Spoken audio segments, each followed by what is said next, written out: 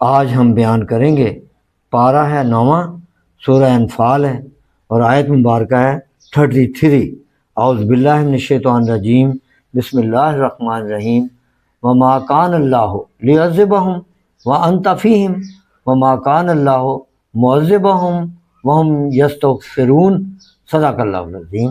وا میں نے اور ما میں نے نہیں، کانا ہے، کان اللہ اللہ ہے، لیعذبہم کہ نہیں انہیں عذاب کرے، کیوں انہیں عذاب کرے، وانت فیہم کہ یا رسول اللہ صلی اللہ علیہ وسلم جب تک آپ ان میں موجود ہیں، اللہ کو کیا پڑی ہے جو ان کو عذاب کرے، معذبہم عذاب دینے والا، اور نہیں ہے انہیں اللہ عذاب کرنے والا، کیوں نہیں ہے، وہم یستغفرون جبکہ وہ توبہ مانگتے ہیں چھپ چھپ کے، علیحدہ تنہائی میں، اس حال میں کہ وہ بخشش طلب کر رہے ہیں۔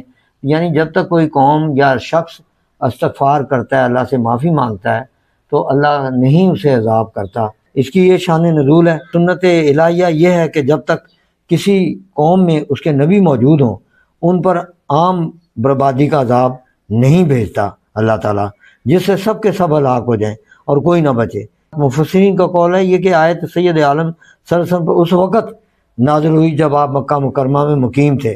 پھر جب آپ نے ہجرت فرمائی اور کچھ مسلمان رہ گئے جو استغفار کیا کرتے تھے، تو وما کان اللہ معذبہم نازل ہوا، جس میں بتایا گیا کہ جب تک استغفار کرنے والے ایماندار موجود ہیں اس وقت تک بھی عذاب نہ آئے گا۔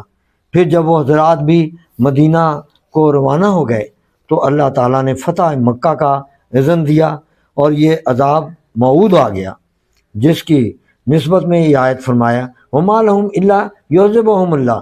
محمد بن اسحاق نے کہا کہ ما کان اللہ لیعذبہم بھی کفار کا مقولہ ہے، اور جو ان سے حکایتاً نقل کیا گیا۔ اللہ عز و جل نے ان کی جہالت کا ذکر فرمایا کہ اس قدر احمق ہیں، آپ ہی تو یہ کہتے ہیں کہ یا رب اگر تیری طرف سے حق ہے تو ہم پر نازل کر، اور آپ ہی یہ کہتے ہیں کہ یا محمد صلی اللہ علیہ وسلم جب تک آپ ہیں عذاب نازل نہ ہوگا، کیونکہ امت اپنے نبی کی موجودگی میں ہلاک نہیں کی جاتی۔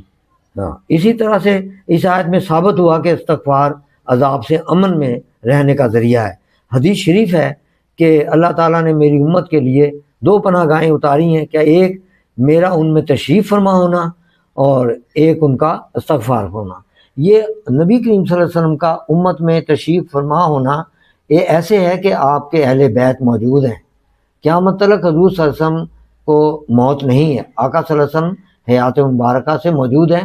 اگر ایک شہید، عام شہید زندہ رہ سکتا ہے تو اور ہمیں اس کا شعور نہیں ہے کہ کس طرح کے وہ زندہ ہے، تو نبی آخر الزماں ان کے پاس کوئی نبی آنا ہی نہیں ہے۔ آپ کی اہل بیت موجود ہیں اور اسی طرح سے وہ ابھی تک چلا آ رہا ہے، اور جب تک وہ ان میں موجود ہیں عذاب نہیں آئے گا۔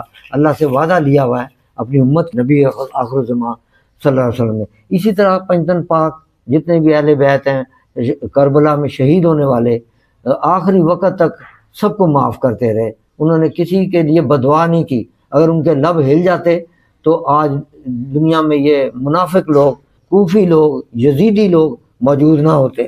یہ ان سب کی استغفار ہی تھی کہ وہ جو آئے بھی تھے ان کے مخالف میں بن کے، وہ بھی اللہ سے ڈر رہے تھے کہ ہم سے کوئی غلطی ایسی نہ ہو جائے۔ اللہ تعالیٰ کو ہر وقت استغفار بہت پسند ہے۔ کربلا کی جگہ تک بتا دیا تھا حضور صلی اللہ علیہ وسلم نے، یعنی مشیت الہی ہے کہ ہر آنے والی باتیں، معاملات سب لکھوا دیے تھے آقا صلی اللہ علیہ وسلم نے، لیکن آنے والے بے دینی علماؤں نے، غیر اسلامی طاقتوں نے، بلکہ ہلاکو خان جیسے لوگوں نے من پسند تاریخ رقم کروائی اور اصل تاریخ معاملہ چھپا دیا اور ایک فرقہ کی بنیاد ڈال دی تاکہ مسلمان آپس میں لڑتے مرتے رہیں اور شیعہ سنی وہابی اہل حدیث پیدا ہوتے رہیں اور اسلام کو کمزور کر دیں۔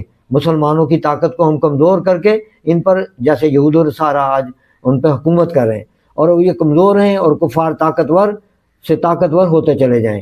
حالانکہ جو اصل مسلمان ہیں وہ اس پر بحث نہیں کرتے، محبت علی، محبت رسول میں آنسو بہاتے ہیں اور وہ دشمن کو پہچانتے ہیں اور آپس میں نہیں لڑتے ہیں۔ یہ ہے شان اس بارگاہ کی کہ جنہوں نے تربیت دی اپنے اولیاء کرام کو۔ تمام دور زمین پہ جہاں جہاں بھی آپ جائیں گے وہاں دیکھیں گے اہل بیت کے آل اولاد کے مزارات ہیں۔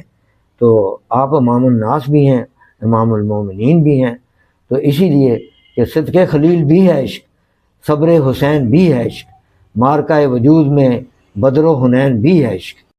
وآخر دعوانا الحمدللہ رب العالمین والصلاۃ والسلام علیک یا خاتم النبیین، صدق اللہ علیہ۔